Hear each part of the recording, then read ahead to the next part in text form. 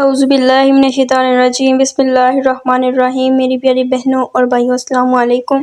مجھے امید ہے کہ آپ سب خیر و عافیت سے ہوں گے۔ حضرت محمد صلی اللہ علیہ وآلہ وسلم کی 5 نصیحتیں۔ یہ باتیں اور نصیحت حضرت محمد صلی اللہ علیہ وآلہ وسلم نے حضرت ابو ہریرہ کو دی تھیں، مگر یہ نصیحتیں آپ کے لیے بھی ہیں۔ آپ نے ان کو ایسے ہی یاد رکھنا ہے جیسے رسول صلی اللہ علیہ وآلہ وسلم آپ سے مخاطب ہیں، اور پھر پڑھ کر ان پر عمل بھی کرنا ہے۔ نصیحت پر وہی لوگ عمل کرتے ہیں جن کو اللہ سے محبت ہو، جو روز آخرت کامیاب ہونا چاہتے ہیں، اور یہ تو پھر اللہ کے رسول صلی اللہ علیہ وآلہ وسلم کی نصیحتیں ہیں۔ اور اللہ تعالیٰ بھی قرآن میں فرماتے ہیں کہ جس کا ترجمہ ہے، اللہ تعالیٰ عدل کا، بھلائی کا اور قرابت داروں کے ساتھ سلوک کرنے کا حکم دیتا ہے، اور بے حیائی کے کاموں، ناشائستہ حرکتوں اور ظلم و زیادتی سے روکتا ہے۔ وہ خود تمہیں نصیحتیں کر رہا ہے کہ تم نصیحت حاصل کرو۔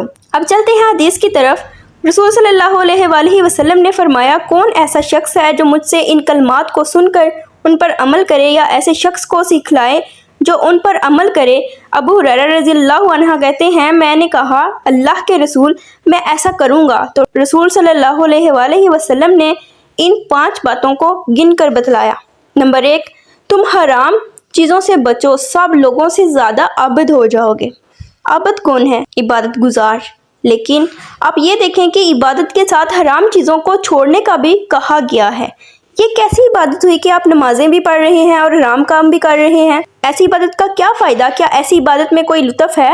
ہرگز نہیں۔ آج ہم کیسے کھلے عام گناہ کر رہے ہیں، حرام کام کر رہے ہیں، اور سب سے بڑا مسئلہ تو یہی ہے کہ لوگ گناہ کو گناہ مانتے بھی نہیں۔ نشے، گانے سننا، نامحرموں کا آپس میں بات کرنا، سود کھانا اور کتنی چیزیں حرام ہیں، مگر کیا ہم انہیں حرام سمجھتے ہیں؟ بالکل نہیں۔ کیوں نہیں؟ کیونکہ حرام عام ہو چکا ہے۔ ایک انسان کو اللہ کے قریب ہونے اور نیک بندہ بننے سے کیا روکتا ہے؟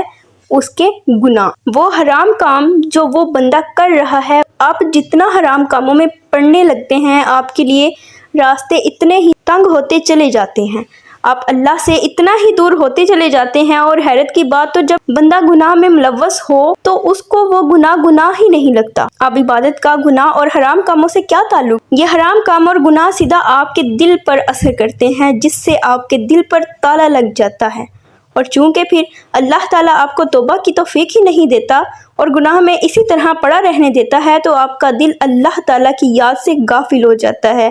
پھر کیا گناہ، کیا نیکی، سب ایک۔ پھر آپ ذکر نہیں کرتے، آپ مسجد میں نہیں جاتے، آپ کو نمازوں میں وہ خشوع اور سکون محسوس نہیں ہوتا، آپ صدقہ نہیں دیتے، تو آپ کو اللہ سے دور کرنے والی کیا چیز ہے؟ گناہ۔ اور قریب کرنے والی شکر گزاری اور توبہ اور تقوی پیدا کرنا۔ کافی لوگ تقوی کا مطلب نہیں جانتے۔ اس پہلی نصیحت میں بھی ہمارے نبی صلی اللہ علیہ وآلہ وسلم نے یہی بتایا کہ متقی بن جاؤ، تم نیک ہو جاؤ گے۔ یعنی نیکی کا سب سے اعلیٰ معیار تقوی ہے۔ تقوی یعنی اللہ تعالیٰ کو جو چیزیں ناپسند ہیں وہ آپ کو بھی ناپسند ہونی چاہیے۔ جیسے ہی گناہ کا خیال آیا، دل میں فوراً اللہ کا ڈر پیدا ہو گیا۔ اچھا، لوگ کہتے ہیں مجھے تو اللہ سے ڈر نہیں لگتا، وہ تو بہت مہربان ہے۔ بے شک ہے، مگر آپ کا کانسیپٹ غلط ہے۔ شیطان کی چالوں میں سے ایک چال یہ بھی ہے کہ وہ گناہ سے پہلے آپ کو امیدیں دلاتا ہے کہ اللہ معاف کرنے والا ہے۔ ایک گناہ سے کیا ہو جائے گا، توبہ کر لینا۔ جب آپ گناہ کر بیٹھتے ہیں تو وہ آپ کو اللہ سے پھر نا امید کرتا ہے۔ اللہ کا ڈر ہی آپ کے دل میں نہیں ہوگا تو آپ گناہ سے کیسے بچیں گے؟ یقین کریں، اگر آپ ہر وقت یہ سمجھتے ہیں کہ اللہ مہربان ہے، مجھے ڈرنے کی کیا ضرورت، تو آپ گناہ بھی کریں گے، کیونکہ دل میں جو ڈر کا فیکٹر تھا اس کو آپ نے اپنے دل سے نکال دیا۔ اللہ کا ڈر بھی دل میں ہونا بہت ضروری ہے، اور اصل میں اللہ سے ڈرنا حقیقت میں اللہ کے عذاب سے ڈرنا ہے، کیونکہ جب انسان کے دل میں اللہ کے عذاب کا بھی ڈر نہ ہو، پھر وہ یہی سوچ کر گناہ کرے گا کہ اللہ تو معاف کرنے والا ہے، میں توبہ کر لوں گا۔ تقویٰ کا مطلب ہی یہ ہے کہ گناہ کا جیسے ہی خیال آئے، دل میں اللہ کا ڈر آیا، عذاب کا خیال آیا، اور فوراً پیچھے ہٹ گئے، کیونکہ دل جانتا ہے میرے رب کا ناپسند ہے، پھر میں کیسے ناراض کر دوں اپنے رب کو۔ دوسری نصیحت یہ ہے کہ اور اللہ تعالیٰ کی تقسیم شدہ رزق پر راضی رہو، سب لوگوں سے زیادہ بے نیاز رہو گے۔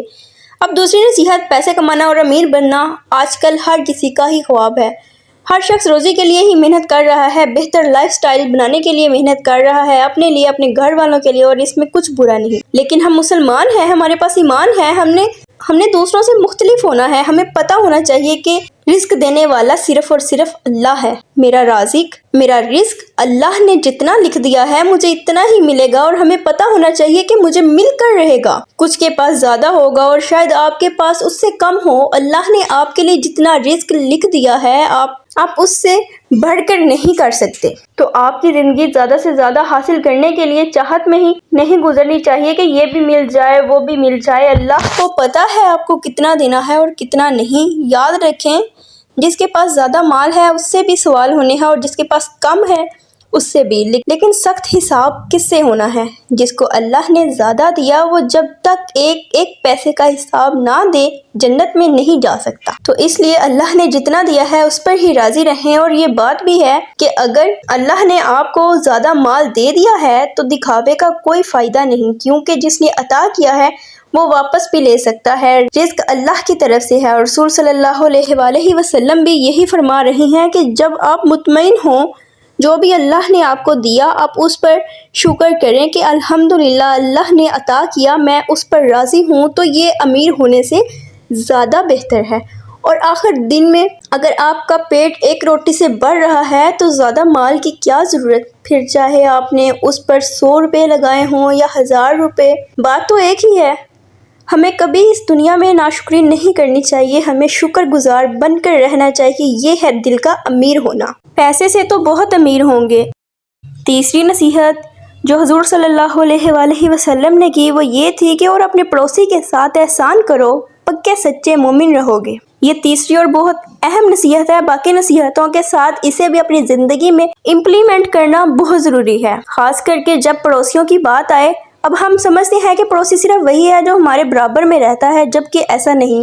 آپ کے ایریا یا جہاں آپ رہ رہے ہیں اس کے آس پاس جتنے لوگ رہتے ہیں سب آپ کے پڑوسیوں میں شامل ہیں، اور یہ بہت ضروری ہے کہ آپ ایک پازیٹیو انسان ہوں اور آپ کا رویہ سب کے ساتھ ہی بہت اچھا ہو کہ جب وہ آپ کو دیکھیں تو ان کے چہرے پر ایک خوشی ہو کہ ہاں یہ وہ بندہ ہے جس کا اخلاق سب کے لیے بہت اچھا ہے، جو سب کی مدد کرنے میں ہمیشہ موجود رہتا ہے۔ اور ایک بات اور کہ آپ کو ایک ایسا انسان بننا ہے جو دوسروں سے تنگ بھی ہو تو شکایت نہ کرے، کہ جیسے کچھ لوگ ہوتے ہیں تنگ کرنے والے، کبھی آوازیں، کبھی تیز آواز میں گانے لگانے والے، کبھی کچرا پھینک دیا آپ کے گھر میں۔ تو ایسا نہیں بننا جو ہر دوسرے دن لڑائی کرنے پہنچا ہو، جو اپنی پڑوسی سے نفرت کرنا شروع کر دے۔ اس لیے آپ صلی اللہ علیہ وآلہ وسلم نے خاص کر پڑوسیوں کے بارے میں فرمایا کہ جس کا سلوک اپنے پڑوسیوں کے ساتھ اچھا ہے وہ ہے پکا اور سچا مسلمان، جو اپنے ساتھ پڑوسیوں کا بھی خیال رکھے کہ انہوں نے کھانا کھایا یا نہیں۔ جیسا ابن عباس سے روایت ہے، حضرت محمد صلی اللہ علیہ وآلہ وسلم نے فرمایا وہ شخص مومن نہیں جو خود تو پیٹ بھر کے کھائے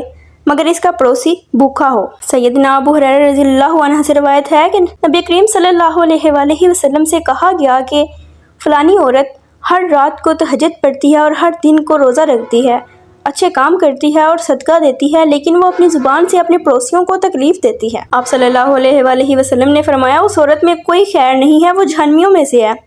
کہا گیا کہ فلانی عورت فرض نماز پڑھتی ہے اور کبھی کبھار پنیر کے ٹکڑے صدقہ کر دیتی ہے اور کسی کو تکلیف نہیں دیتی، تو آپ صلی اللہ علیہ وآلہ وسلم نے فرمایا وہ جنتیوں میں سے ہے۔ چوتھی نصیحت جو آپ صلی اللہ علیہ وآلہ وسلم نے کی وہ یہ تھی، اور دوسروں کے لیے وہی پسند کرو جو اپنے لیے پسند کرتے ہو، سچے مسلمان ہو جاؤ گے۔ سچے مسلمان یا بہتر مومن بننے کے لیے کیا کرو؟ دوسروں کے لیے وہ پسند کرو جو اپنے لیے کرتے ہو۔ یہ کچھ لوگوں کے لیے بہت مشکل ہوتا ہے کیونکہ وہ بس اپنی ذات کو خوش کرنا چاہتے ہیں، چاہے اس سے دوسروں کو کوئی نقصان ہی پہنچے۔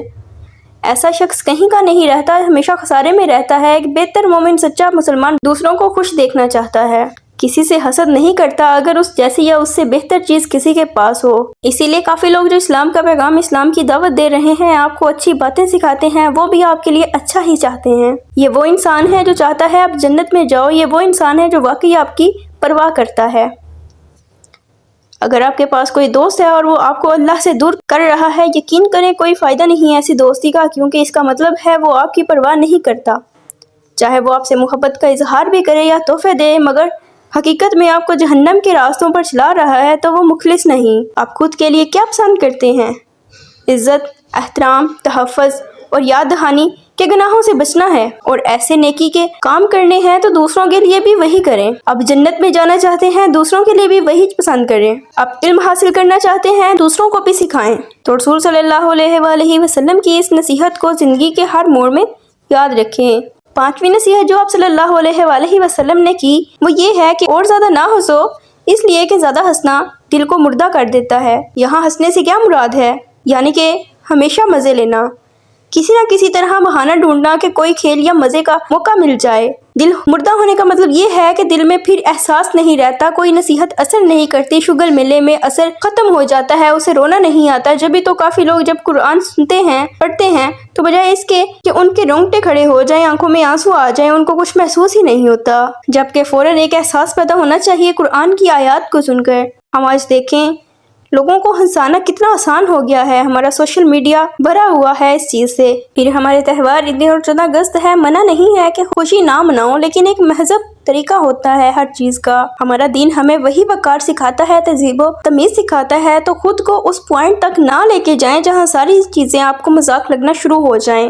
حرام نہیں ہے، آپ ہنس نہیں سکتے، خوشی نہیں منا سکتے، مگر آپ نے بیلنس رکھ کر چلنا ہے۔ یہ دنیا میں آپ اگر آئے ہیں تو یہاں جو کچھ کریں گے اس کا حساب آپ نے دینا ہے، یہ ایک سیریس چیز ہے۔ اپنے ہنسی کھیل کے درمیان آپ اس بات کو بھول جاتے ہیں، ہر بات کو مذاق میں لینے لگتے ہیں۔ مسکرانا سنت ہے، مگر وہ انسان جو مسلسل ہنس رہا ہے تو سمجھو اس کا دل مردہ ہے۔ جیسا حدیث میں آتا ہے، ابو ذر رضی اللہ عنہ سے روایت ہے کہ رسول صلی اللہ علیہ وآلہ وسلم نے فرمایا، میں وہ کچھ دیکھتا ہوں جو تم نہیں دیکھتے۔ پھر کچھ باتیں بیان فرمائیں اور پھر فرمایا، اللہ کی قسم اگر تم وہ کچھ جانتے ہوتے جو میں جانتا ہوں تو تم ہنستے کم اور روتے زیادہ۔ اللہ تعالی ہم سب کو ان 5 نصیحتوں پر عمل کرنے کی توفیق عطا فرمائے، ہمیں سیدھے راستے پر چلنے کی توفیق عطا فرمائے۔ ملتے ہیں انشاءاللہ نیکسٹ ویڈیو میں، تب تک اپنا بہت زیادہ خیال رکھیے گا۔ اللہ حافظ۔